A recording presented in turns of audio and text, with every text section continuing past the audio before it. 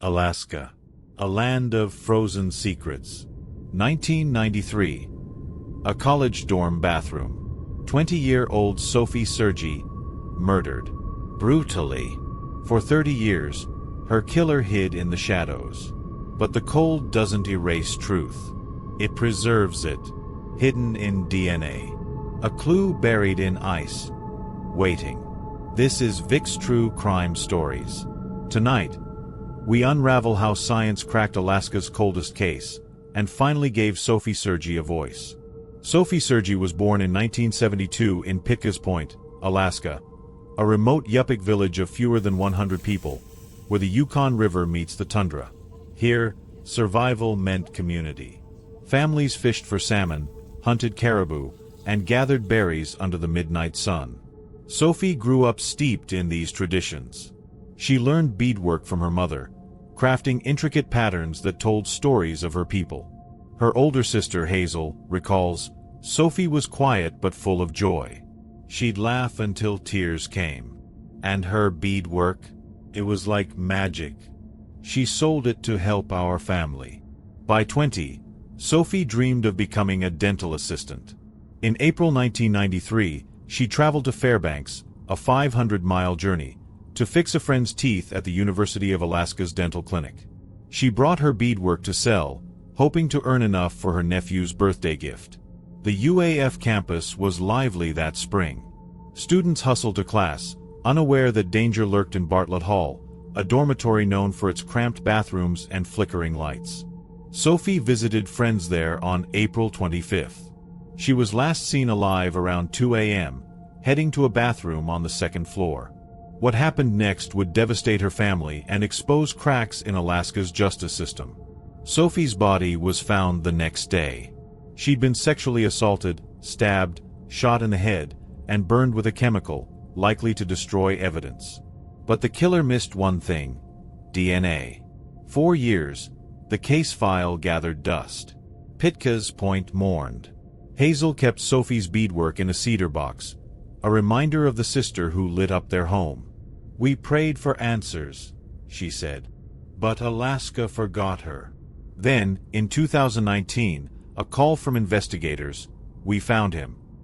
Sophie's DNA had survived 26 years in storage. Advances in genetic genealogy traced it to Stephen Downs, a former UAF student living in Maine. He'd been there all along, working as a nurse, hiding in plain sight. Sophie's story is more than a crime. It's about a woman whose laughter echoed across the tundra, whose dreams were cut short, and whose family turned grief into a fight for justice. Tonight, we remember Sophie Sergie not as a victim, but as a daughter of Alaska, a light the cold could never extinguish. April 25, 1993. The University of Alaska Fairbanks campus buzzed with the restless energy of spring. Students crammed for finals. Snow melted into slush underfoot. And 20-year-old Sophie Sergie, far from her tiny Yupik village, visited friends at Bartlett Hall, a dormitory known for its peeling paint and flickering hallway lights. She'd come to Fairbanks to help a friend with dental work, carrying her hand-beaded jewelry to sell. That night, Sophie stayed late, laughing with friends in room 219. Around 2 a.m., she left to use the second-floor bathroom. A shadow followed.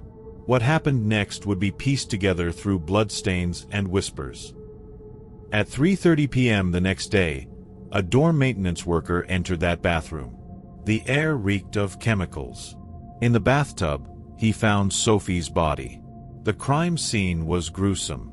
She'd been sexually assaulted, stabbed multiple times, shot execution style in the back of the head with a .22 caliber pistol. Her body bore chemical burns, likely from a cleaning agent poured to destroy evidence. But the killer made a mistake. Sophie fought back. Under her fingernails, investigators found skin cells. On her body, traces of semen. DNA that didn't match anyone in the database. A clue frozen in time. But hope unraveled fast. The dorm staff had already scrubbed the bathroom floors. Mops smeared bloodstains. Cleaning chemicals contaminated evidence. Detectives later admitted the scene was botched from the start. 4 days, police interviewed students. A UAF electrician claimed he saw a man fleeing Bartlett Hall that night, a white male in his 20s. A student reported hearing screams, but leads dissolved. One suspect, a UAF sophomore, was ruled out by alibis. Another, a maintenance worker, had no DNA match. By summer, the case went cold. Years later, a retired detective would call it the perfect storm of failures. No weapon, no witnesses, no justice. Just Sophie's family in Pitkas Point, clinging to photos and unanswered questions. Her mother, Caroline, kept Sophie's beadwork in a wooden box. She was supposed to come home, she told a reporter in 1995. Now all I have is this emptiness. But in the shadows of Bartlett Hall, one thing remained: Sophie's DNA. Preserved in an evidence locker. Waiting. For 26 years, it lay dormant, until science finally asked the right questions. 4 years, Sophie Sergie's case sat in a dusty file cabinet, buried under newer crimes. Alaska's winters came and went. Snow piled high over Bartlett Hall. But justice? It froze in place. Detectives chased dead ends. The DNA found on Sophie's body, the killer's genetic fingerprint, ran through databases again and again. No matches. No names. Just silence. Retired investigator John Doherty would later say, "We never forgot Sophie. Her face hung in the back of our minds. But without leads, we were stuck." The cold wasn't just outside, it was in the case files. In Pitkas Point, Sophie's family grieved in quiet corners. Her mother, Caroline, kept a photo of Sophie by her bedside. A daughter's smile, frozen in time. "I pray to see her killer caught before I die," she told a local reporter in 2005. But Caroline passed away in 2016, her prayer unanswered. Newspapers moved on. Headlines shifted to other tragedies. Who killed Sophie Sergie became a footnote in Alaska's crime archives, a question asked only by her sister Hazel, who wrote letters to the governor, and by Yupik elders who lit candles in her memory. In 2003, a rookie detective reopened the case. Old evidence was retested. The same DNA profile. The same dead end. Years crawled by. Technology leaped forward, but Sophie's file gathered dust, until 2018, when a lab technician stumbled on a name: Parabon Nanolabs.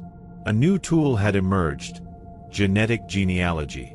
By cross-referencing DNA with public genealogy databases, investigators could trace family trees back decades. For Sophie's case, it was a flicker of hope in a 25-year night. But science alone couldn't thaw this case.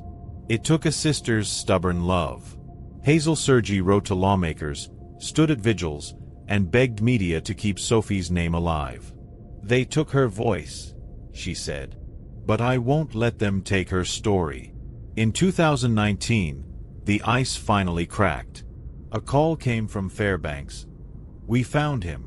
For 26 years, Sophie's killer thought he'd escaped the cold. But some secrets can't survive the light. For 26 years, Sophie Sergie's DNA sat in an evidence locker, a silent witness to a crime time refused to forget. Then, in 2018, a lab in Virginia cracked the code. Parabon Nanolabs, a company pioneering genetic genealogy, took Sophie's case. Their tool? A DNA sample collected in 1993. Scientists built a family tree from the killer's genes, branching through decades and databases. Relatives he'd never met, third cousins, distant uncles, lit up the map. Slowly, the tree narrowed. A name emerged: Stephen Paul Downs. A former nursing student. A man who'd lived in Bartlett Hall in 1993. A man now working at a Maine hospital, 4,000 miles from Alaska. On February 15, 2019, Maine State Police surrounded Downs' apartment. Bodycam footage shows him stepping into the cold morning air, confusion twisting his face. "What's this about?" he asked. The answer came in a whisper: Alaska. Back in Fairbanks, prosecutor Jenna Gruenstein held a press conference. Sophie's DNA told us who did this. Science gave her a voice. But who was Stephen Downs? In 1993, he was a 21-year-old UAF student with a .22 caliber pistol, the same caliber that killed Sophie. Classmates described him as withdrawn, obsessed with violent video games. A former girlfriend later told police, "He'd ask me to play dead during sex. It terrified me." After Sophie's murder, Downs left Alaska. He became a nurse, married, and blended into suburban life. But his DNA, it never forgot. The puzzle was complete. A dorm neighbor. A man who walked the same halls as Sophie. A killer who thought Alaska's icy grip would shield him forever. But science had other plans. Stephen Downs' arrest wasn't an ending. It was a beginning, a reckoning delayed by decades. Next, the trial that would test Alaska's promise of justice, and a family's fragile hope for closure. In January 2022, nearly 30 years after Sophie Sergie's murder, a courtroom in Fairbanks, Alaska, became the stage for a reckoning. Stephen Downs, now a gray-haired 49-year-old, sat silently as prosecutors laid out a case built on science, memory, and a family's unrelenting fight. The evidence was stark. DNA extracted from Sophie's body matched Downs with 1 in 110 billion odds, a near certainty. Prosecutors revealed he'd owned a .22 caliber pistol in 1993, the same weapon that fired the fatal shot. A former girlfriend testified, "He asked me to play dead, like a corpse." But Downs' lawyers fought back. They claimed the DNA was contaminated. A dorm bathroom used by hundreds, they argued, could have transferred genetic material. They pointed to a dead suspect, a convicted sex offender who'd lived nearby. Reasonable doubt, they insisted. A rush to blame an outsider. For 8 days, the jury listened. Sophie's sister, Hazel, sat in the front row, clutching a beaded bracelet her sister had made. Outside, temperatures plunged to -40 degrees Fahrenheit, but inside, the heat of decades-old rage simmered. Then, on February 22, 2022, the verdict: guilty. First-degree murder, sexual assault, arson. As the judge read the words, Hazel exhaled, a breath held for 29 years. Downs stared ahead, unmoved. The gavel fell. Justice, the prosecutor said, is not a race. It's a promise.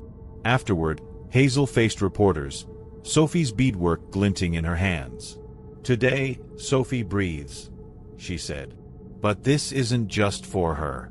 It's for every Indigenous woman this state has ignored." Downs was led away in shackles, his head bowed.